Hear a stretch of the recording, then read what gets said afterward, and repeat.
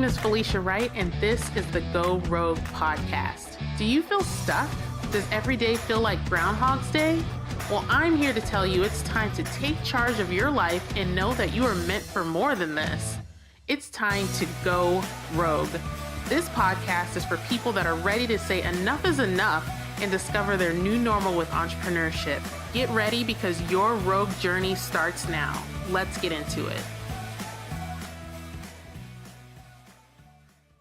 What's up, Go Rogue? My name is Felicia Wright, your host, and this episode I'm going to talk about why I think teachers need to go rogue. I am a former teacher, as many of you know, maybe a lot of you don't know, but I was a teacher that loved children, and then over the years, so many things happened. I was beaten down. I was told I wasn't good enough, and then after a while, I just said enough was enough, and it was time to create my own freedom lifestyle. And there's a lot that goes along with that, but then I'll go over that in another episode. But I just really want to share with you why I think this podcast is important for teachers. Because I feel like there's just not enough support for teachers, and that we kind of just get stomped on, to be completely honest. It's kind of a situation of go do your job and don't complain about it. And it's just really unfortunate. And a lot of teachers find themselves struggling financially because a lot of states aren't giving teachers their cost of living raise, um, just regular raises in general. It seems that every time the government needs to cut back, education takes a hit, and in turn, teachers take a hit.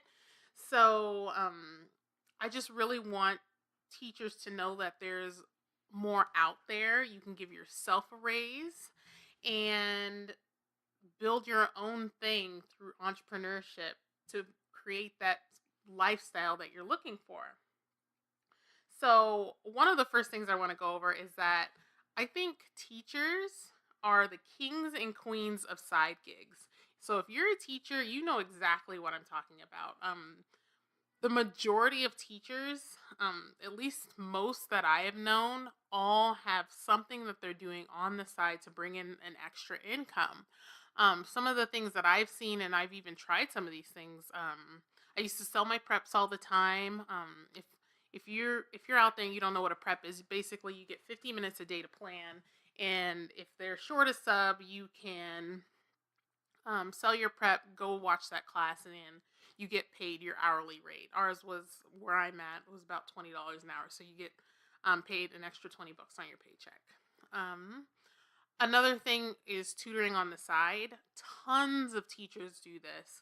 And unfortunately, if you're tutoring on the side, that's just more time away from your family. So most teachers, well, all of them are going to have to either tutor on the weekend or after school to bring in that extra income. And a lot of teachers charge whatever they want, but it's just taking you away from family again. Direct sales, and this is a big one. I've known so many teachers that get into direct sales. So direct sales is anything from LuLaRoe, Beachbody. There's some jewelry ones, Stella and Dot, Lyft. Lyft and Uber is another one. That's not direct sales, but Lyft and Uber, a lot of teachers start driving. And then I've also known teachers that are waitresses on the side. So looking at all of this and knowing all the teachers that have these side gigs, I'm like, well, why is it necessary to have all these jobs, really? And some teachers have 2 to 3 jobs. And I think it's just so sad because we just want to build our freedom life. We're not looking to be millionaires. Like, we just want to, do the extras because we work really hard. So, yeah, I think teachers are the kings and queens of side gigs. And that's the main reason I want to go over some of the things that teachers could do instead. Another problem with these side gigs is that it takes you away from home. It takes you away from your family even more than you're already gone. So, for example, especially my first year, second year teaching, I would come in about an hour, 2 hours early to prep the classroom, make sure I got all my grading done, anything and everything you could think of. I even came in on weekends a lot in those early days just to make sure everything was perfect. And now that I'm on the other side of it, I realize like there was never that was never going to happen, but I know I'm not the only teacher that did that. Lots and lots of teachers go in early. So when you are doing all the stuff you can to be the best teacher and you have a side gig, that's just taking you away from home even more. Um, Another problem with these side gigs is that you have to drive to another location. So now you're using gas money to go tutor another kid or drive for Lyft and Uber. Your waitressing job, it requires gas to get there. So it can be super inconvenient with all these side gigs that you're juggling just to bring in some extra income. And I've been there. In the beginning, I had to try a lot of different things to see what was helpful, what would bring in the most, and it was just kind of sad because it took me away from family more and more. And then some of these side gigs, they cost more to do than you would actually make, and that's a huge downside with a lot of some of these side gigs. So Lyft and Uber, for example, when you first start, it's not so bad. Like you get the bonuses, and I'm speaking from experience here. My husband tried Lyft, and then he made me sign up just for fun. To be honest, he's like, "Oh, well, you'll get bonuses and stuff." I'm like, "Okay, I tried it," but after a while, those bonuses go away, and then you're just spending more money on gas than you're actually making, and your hourly rate really does tank after like that first month. So that's just not something that I would suggest for teachers, because again, that's just taking you away from your family even more. um, and some of these side gigs, they just simply don't pay that much. So some of you may know I was a part of a direct sales company, and back in the day when I was doing it, I think, if I remember correctly, I think the commission was either 20 or 30%. And I'm pretty sure it was 20. And like all the hustling and the work involved, it was just so low. It just didn't make sense for me to be doing what I was doing anymore. So I had to step away from that. And some people make it work, and more power to them. But with direct sales, like you have to build a team, and there's a lot that's involved with it. And it just wasn't the right fit for me. Some people make it work, but for me, it wasn't the right fit. Also, if you're out there selling your prep, um, let's just be honest. Like, if you're doing that, that's not life changing. You know, I've done it several times, and it's funny where I'm at. Like, if you sell a prep, you're not gonna see it on your paycheck for like 2 to 3 months later. But if you're selling your prep, it's just not life changing. Like it's a little bump on your paycheck, but nothing significant. So I get it, and I've been there, and that's why I want to show other teachers that they could build a life of freedom through freelancing, and in having your own service-based business can be actually life-changing and make a significant impact on your family's life. Um so when I was still teaching, I found myself looking for a raise that I couldn't find. Like it was just nowhere to be found. So let me go over it. So I think it was my first or second year of teaching, I went for an endorsement. So an endorsement on my license, just some additional schooling. So I have an endorsement, and then I could do be a technology teacher. But at the time, it's funny, when in the middle of doing it, the district that I'm in said, "Yeah, we're cutting back on technology teachers. We can't afford to have technology teachers. They all need to be in the classroom." So I was chasing something that was just snatched out underneath me, and And it was just over just like that. And I also found that a lot of the times, and I know a lot of districts are going through something similar, but out here, we were promised our cost of living, and then they're like, oh, wait, no, we can't pay you. And for a family, like, so we're a family of four, it's like you kind of count on that cost of living. The kids are getting older, they're eating more. Seriously, my kids are eating me out of house and home over here. Um, you're kind of expecting that cost of living. So it was just very demoralizing. It's like, hey, I'm working my patukas off over here and I'm just not seeing a return. So it was just really difficult. And after a while, I was like, you know what? Like, I can't count on somebody else to give me a raise anymore.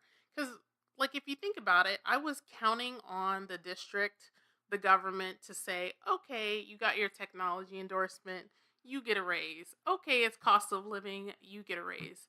I was literally depending on my district to be responsible and pay us our cost of living, and I had to just count on myself after a while. It's like, you know what? Like, they've proven that they can't be trusted, and this just isn't going to work. And if I want change in my life, I'm going to have to create it myself. And the nice part about that is that it's actually really liberating. It's like, hey, I'm in charge. I can decide when I get a raise, and that's really exciting. But also at the same time, it can be daunting. You're like, whoa, like, so at the same time, that can be daunting, and it's like, well, what am I gonna do? So you just figure it out and give yourself a raise. This is why I think that all teachers should really consider starting their own service-based business. Become a freelancer. Teachers are some of the most resourceful people I've ever met. Like, we come up against so many different problems and situations with kids, and we find creative solutions. So, there's so many business owners out there that need somebody like that to help them grow their team, grow their business, and you can definitely be that person through freelancing. And the powerful thing with freelancing is that you get to set your own rates. You get to decide what you want to charge. And at that point, that's when you're really taking over the driver's seat. You have now become your own boss and decided, okay, I'm going to give myself a raise. And that's what I did when I was still teaching. I tried all these things that wasn't really making a big impact. The only impact it was making was on my time because I was away from home more. I was working longer, but the pay was just the same. Nothing really significant happened. So with freelancing, that really changed everything. I started managing social media for business owners, and I got to choose my rates. If somebody won, I told them what my rate was, and they decided whether they wanted to pay that rate or not. And it was so freeing, and it was a significant impact on my family. So that's when I really started to drop all the little things I was doing on the side and saw the potential of freelancing and being a business owner. And the reason why I'm making this um, podcast, this particular episode, is that I want other teachers to realize the same. I think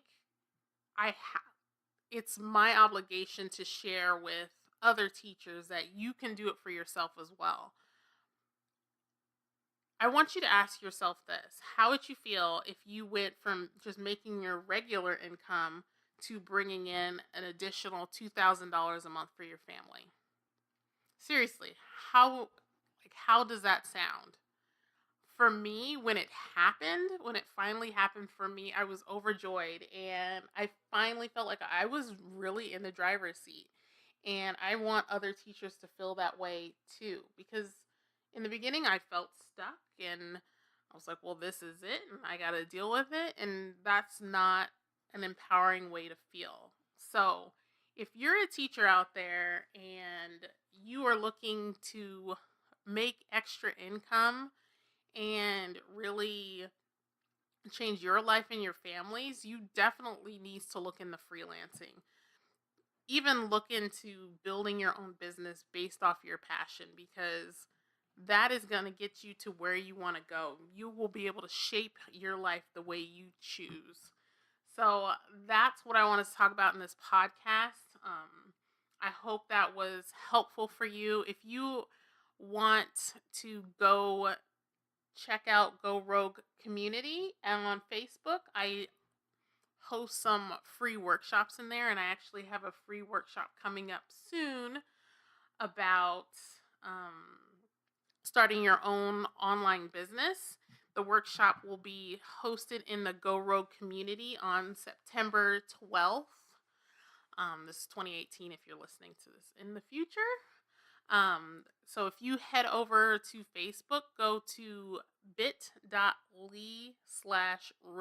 community, and then you can go ahead and join there. And that workshop will be a good one. I'm going to tell you exactly how to get started and how you can build your own freedom lifestyle and start really bringing in extra income for you and your family, because that's what it's about. It's about bringing in an additional income stream to free up your time, because the freelancing stuff that I've done, it's all been from home. I didn't have to drive anywhere. I didn't have to ask for permission. I did it at home, and I did it at night. Actually, a lot of the work that I do, I I typically do it around like 10, 11 o'clock at night. And that's the nice part about the freedom. It's like you get to decide when you work, when you want to get it done.